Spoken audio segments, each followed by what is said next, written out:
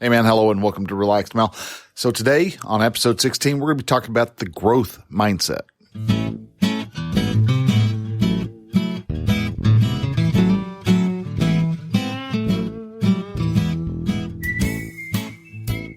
Hello and welcome to Relaxed Mel, podcast that helps men change their relationship with themselves. I am your host, Brian, and I am a men's life and mindset coach who is here to help you understand that you don't have to suffer at your own expense. You can live your dream, and I encourage you to set, then pursue your goals. So join me as I change the mindset and attitudes of men so that they can be the leaders of their families and their destinies.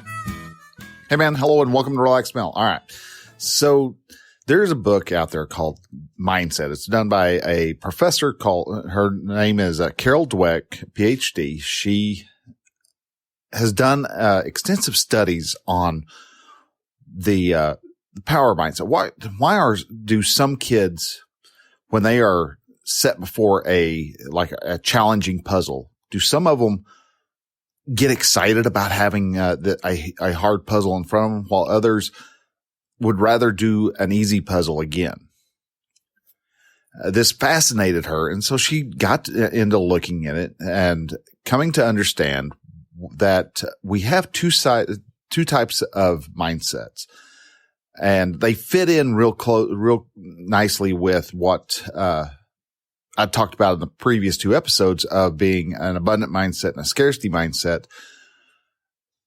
But this goes a little deeper, and you can have, like the other two mindsets, you can have this span out into several different parts of your life. It might be you have a growth mindset of money, and then you may also have a fixed mindset on relationships.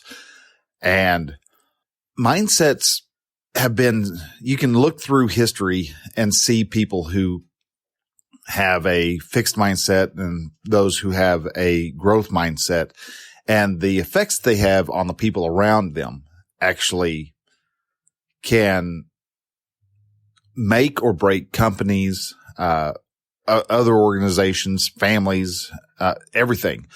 They don't just influence one person. They actually influence even those around them. And wanted to start with what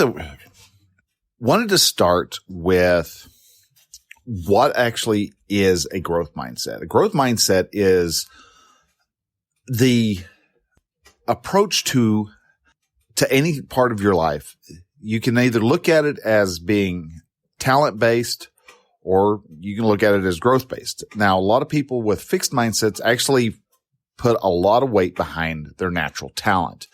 A child is very good at math, and people are always bragging about how he's good at math. And while other kids, they struggle. They try to do the same type of math, and they have to work really, really hard just to even be able to get to the point where a naturally talented kid who sees math in his own way is able to get to the same level. They have to strive for that. And so it almost sounds like a growth mindset means you're behind, but in all actuality, it's not.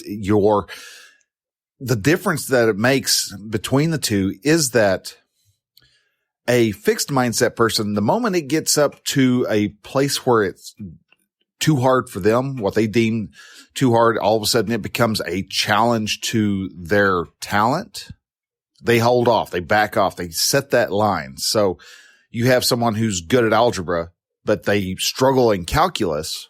Well, all of a sudden they don't like calculus. Calculus is dumb. They don't care about calculus. So they stop just at that particular level.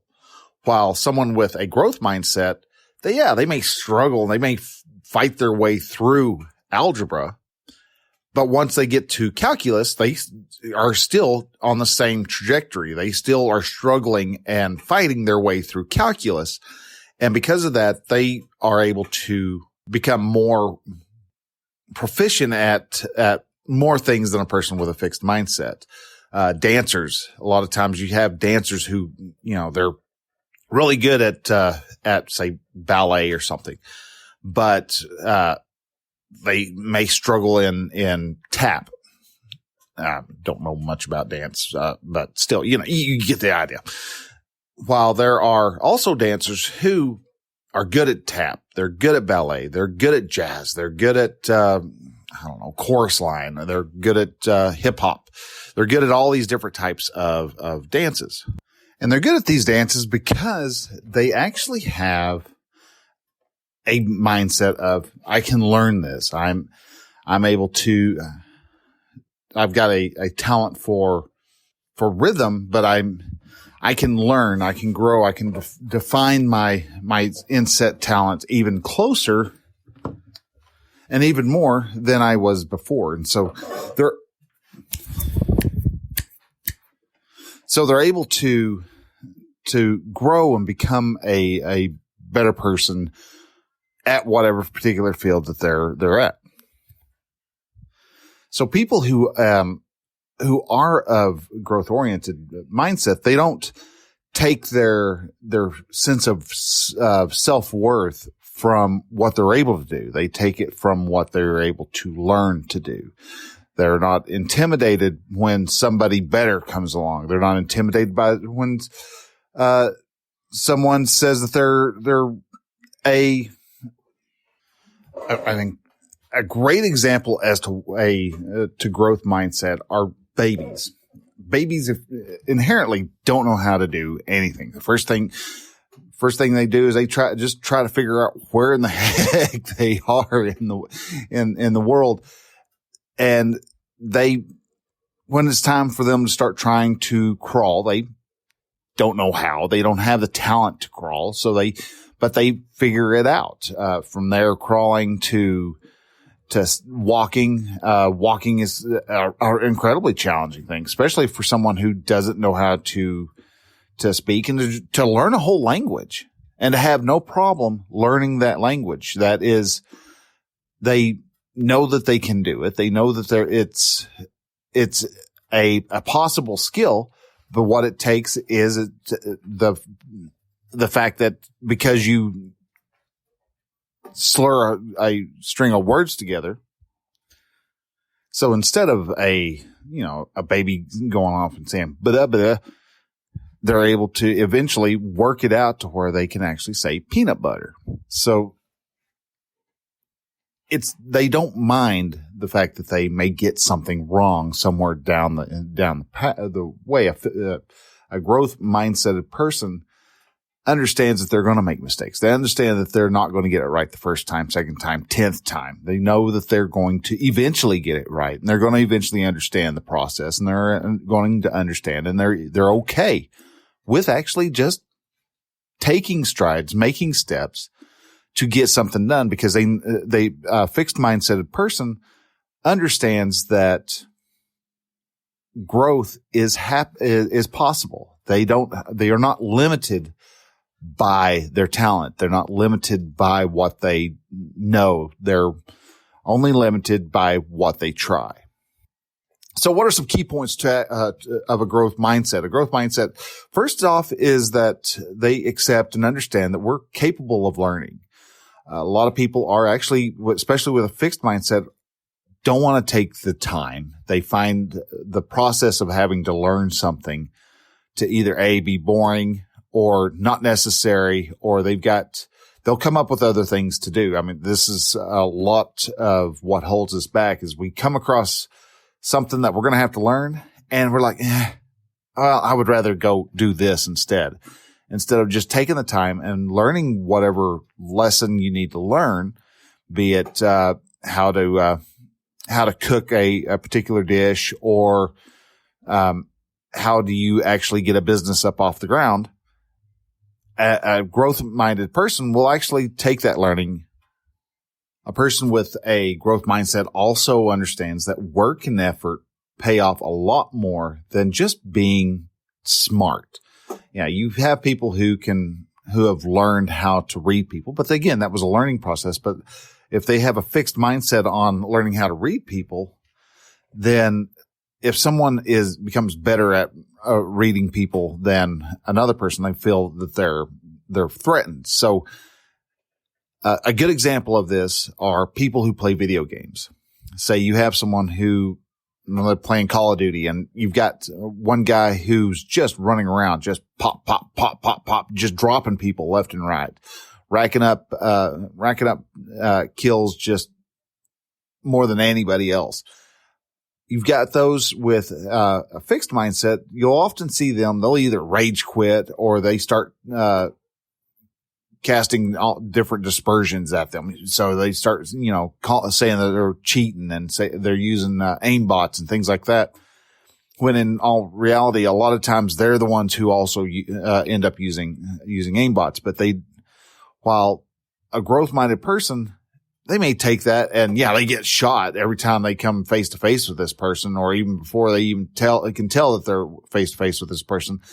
But a lot of times they take that experience and they take the whole game, look at the game as a whole and find it to be incredibly fun. They find that challenge of, can I figure out how to drop this guy once? Or if you come across a boss and that, the first time you come across that first big boss that you're hitting, he comes along, squashes you, and you have to try again. Yeah, you're like, oh, wow, okay, let's try that again. And you go up to it and you pretty much do the same thing and squash once more. 5-6 times, you start getting a little frustrated. But the people with a growth mindset about the video games will just keep at it. They'll try something different. They'll come in there and they'll throw 5 grenades and then use a BFG, or they'll try to see if they can stand way back and just snipe at the guy until they get him down low enough they can run up and whack him. There's a lot of different strategies, and a growth-minded person has no problem trying a different strategy every time. Try this. Nope, that didn't work. Try this. Nope, that didn't work. Try this. Nope, that didn't work. It's like Bill Murray in Groundhog Day. Eventually he hates the fact that he's over in Punxsutawney. He eventually finds out that he's in this endless loop. And so he starts trying to take advantage of everybody. And then eventually he's like, well, wait a minute. He starts realizing that he can help people. And as he goes through and he helps people, he realizes that he actually is starting to care for people, and that he learns from his process. And he has to do a lot of trial and error. He's like, all right, so can we save the cat from the tree? No, we can't do it this way. But we can do it this way. And so Bill Murray's character is able to eventually start becoming kind of the little local town hero because he has to repeat the day over and over. Another example of someone who has had growth mindset and is in the world these days is Mia Hamm. She is a soccer player, women's soccer player. And at one time, I think she was even considered one of the greatest, if not still one of the greatest, women's soccer players. And she is a great example of what growth mindset is, because when she learned how to play soccer, she was just basically playing, against her brother, but she started actually joining in teams, but not just other girls' teams. She went and would join up in the boys' team. And from the boys' team, not just the team in her age group, she would go the one above. So they were a lot more skilled. They pushed her and challenged her even more than what the lower ones did. And because of that, she was able to hone and improve her skills. And it wasn't talent. It was her determination to be better. And because of that, she was able to take, her and the rest of the women's soccer team for the United States was able to go and win the World Cup for the women's soccer. People with growth mindsets realize that they're not the smartest person in the room, and they're okay with that. They don't have to be. They don't put the value in what they know and, like I said, in what their talent is, but they also look at, if they see that they're the smartest person in the room, they usually realize that they are in the wrong room. They don't want to be the smartest person in the room. They want to be in a room where there's somebody else who's the smartest person. That way they can learn from all those other people. Now, a cool thing about, growth mindset, and especially if you ever go through and read the book, you start realizing, holy smokes, yeah, that's me. Oh, I look at that way. Oh, I've got a fixed mindset with that. And you start seeing yourself having actually a combination of growth mindset and fixed mindset. You may think that you've got a very good growth mindset in relationships, but boy, you are fixed when it comes to money. Somebody who has got more money than you often say, well, it must be nice to be that rich. It must be, poor guy, poor baby. He didn't, he had to sell his boat. It's things like that where you find yourself attacking people because of what they have and what you don't. That's where that fixed mindset really starts to show.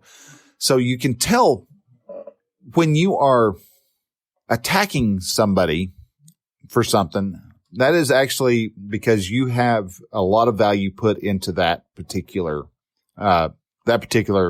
characteristic that the other person has. You actually see yourself in that other person. Say you've got someone who is doing very well in the same field of work that you are.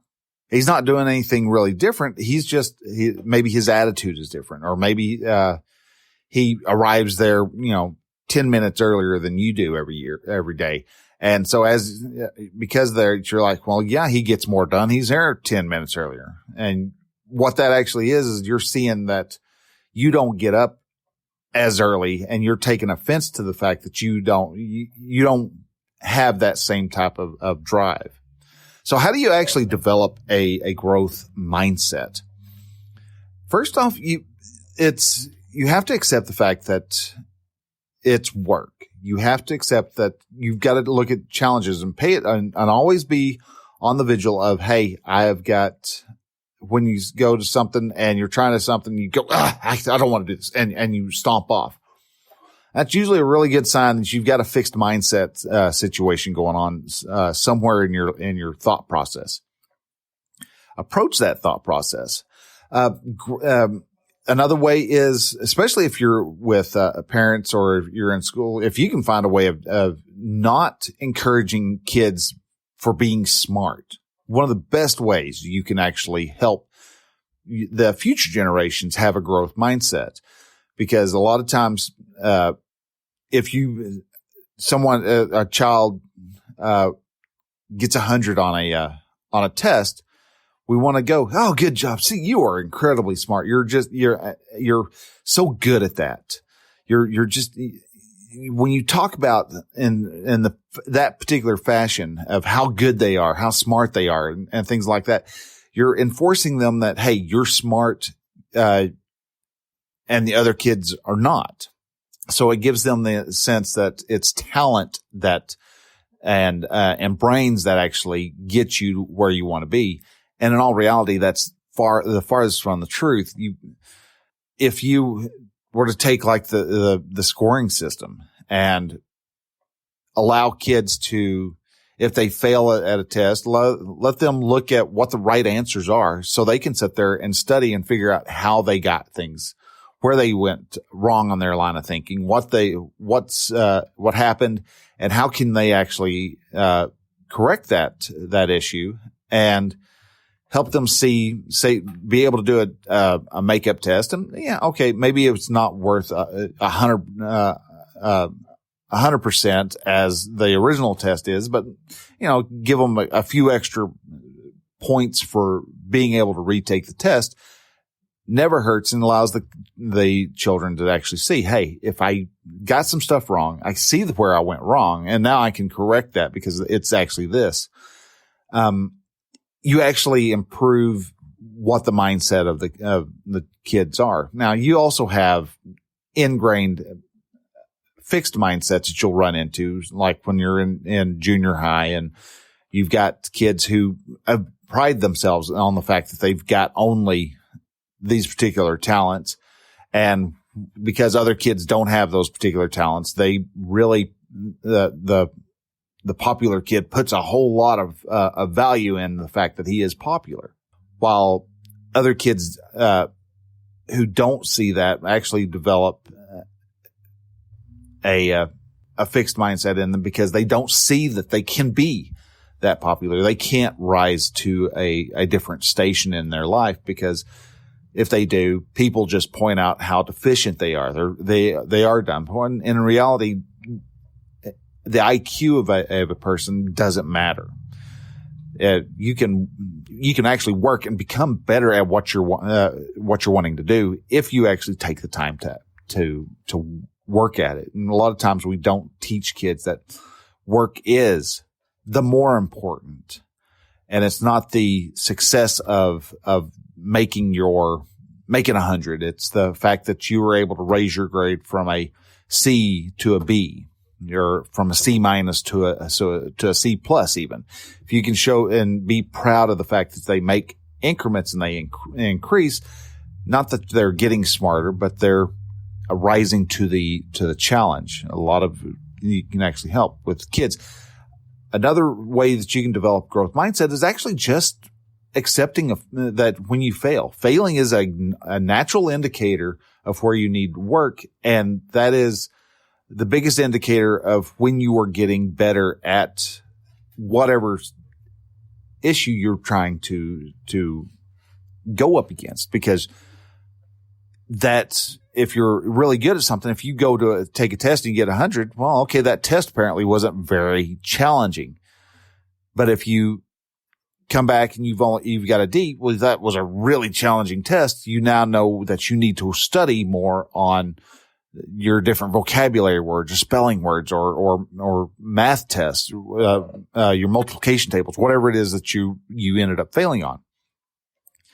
So if you end up not running into a problem at work, you know that that's something that you are deficient in, and you can actually go and call somebody over and ask for help. And because you ask for help, you're actually going to get a better job of it because you're taking the time to learn whatever you're deficient in. Change the words you use. Is telling yourself that I'm not that smart, or I'm not good at that. I'm not. I can't do that. Those are, or that's dumb. That's such a stupid way of doing stuff. That's a lot of that is fixed mindset when you're putting values on abilities instead of a value on what is possible. You actually have you can actually, to improve what, the situation if you're able to just simply change your words. And another one of probably the best questions you can ever run into is if you come across a particular problem, ask yourself, what does this problem make possible?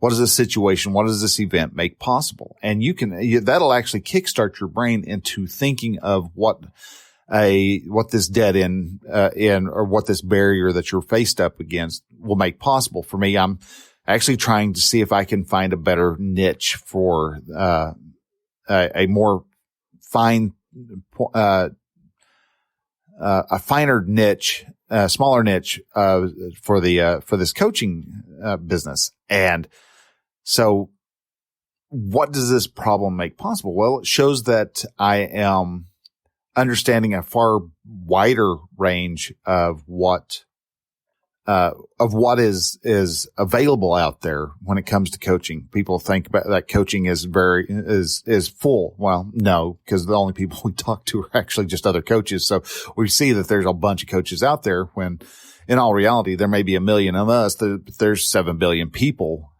in the US. So there's still plenty of room for a coach for people to help. But where do you want to stand out? How do you want to stand out? And that value of being able to stick out like a sore thumb comes in handy and draws not just the people that you're wanting to help, but also draws in other people who see qualities that they need help with, and they will come to get coaching without actually realizing that it's, coaching.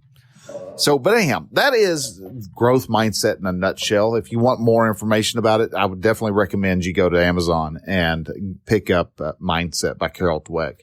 Fascinating book. It's kind of a thick one. I think it was 10 hours of reading. So it's got a lot of information. It's jam packed, and she talks about everything from Dorothy Delay, who was a teacher for Juilliard's School of Music, And it's cool because she would talked about how, people who showed up and were priding themselves on their talent, she really didn't want to take them. Those who showed that they had the tenacity and the drive to actually improve were the ones she really liked to pick and pull out. Another example that she uses was Jack Welch, who is was the CEO of General Electric when they were first, when they had a bad slump, and he was able to pull them out because of changing the mindset of the company itself and improving the mindset and making them, helping them understand what growth mindset does. She also gives great examples of like, how, the Daimler Chrysler guy, Lee Iacocca, he was a very fixed mindset person. He took pride in what he was able to, his value was that he brought Chrysler out of bankruptcy, but because he stayed with the fact that it was him that brought him out instead of looking to the future and growing with the changes, that's when the Japanese imports started to really take over because their cars were a lot different. And Lee Iacocca just always scoffed at the new designs and thought he called them flying potatoes. I always called them egg cars because I didn't like the look of the round egg cars either, but still people were buying them. And because Lee Iacocca wasn't doing that, he fell behind and he became very angry and tried to actually do a hostile takeover because his value was, he was the CEO of Chrysler Motors and didn't see that there was other value and other ways to improve and still keep receive the glory that he wanted, but he wanted the value of what he had done. So there you go, guys. Still, that's growth mindset. Next week, we'll be talking about fixed mindset. If you are wanting to have real quick before we go, if you wanted to have a good, a wonderful time out in nature, I've still got seats available for the Relaxed Mel Camping Coach. If you're wanting to say you've got realizing that you need growth, to kind of change how your growth mindset is. Maybe you've got a project. Maybe you want to change your life. Maybe you're a truck driver and you're getting tired of driving the truck. You realize that, you've got automation coming in. It's going to be taken over here in probably 15, 20 years. You're not happy with, living life, and seeing your kids grow up from the cab of the truck. You would rather be able to be more an active part of their life. There's ways of being able to do that. And I can actually help you, over at the Camping Coach session, because we're going to be getting out the doors. We're going to be disconnecting from all of the day's notifications and Facebook posts and all these other things. So yeah, you're going to get a bit of a digital detox, and you're going to be, it's going to be a little different from what you're used to. Yeah, you get out there and you're used to the kids going out camping and they turn on the radios and have music blaring. Well, we're not really going to do that. We're going to have a lot of just talk, and we're going to just unwind and see if we can get ourselves into a path that will actually help us to become the men that we really want. I want to help men become the heroes they see themselves as, and understand that the heroes that their wives want, and make that particular change. And to be able to do that, it's good to just kind of first unplug, get with yourself, start with yourself, and from there you can expand to the rest of the world. So anyhow, folks, I'm going to let you go. Thank you again, man, for listening, and I will see you next week. So until then, stay awesome.